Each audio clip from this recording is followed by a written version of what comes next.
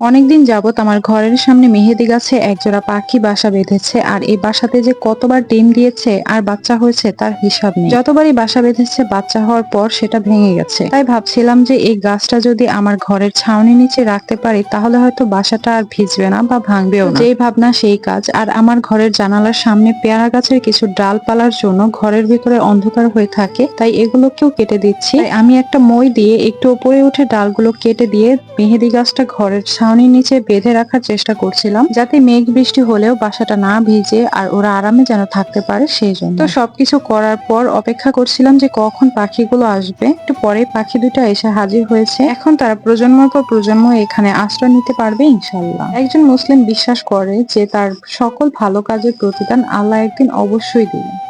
তো যাই হোক, আজকে ভিডিওটা কেমন লাগলো অবশ্যই জানাবেন, আর পরবর্তী ভিডিওতে দেখা হচ্ছে। ততক্ষণ পর্যন্ত আপনারা ভালো থাকবেন, সুস্থ থাকবেন। আল্লাহ হাফেজ। আর আমার চ্যানেলে যদি আপনারা নতুন হয়ে থাকেন অবশ্যই আমার চ্যানেলটি সাবস্ক্রাইব করে পাশে থাকবেন।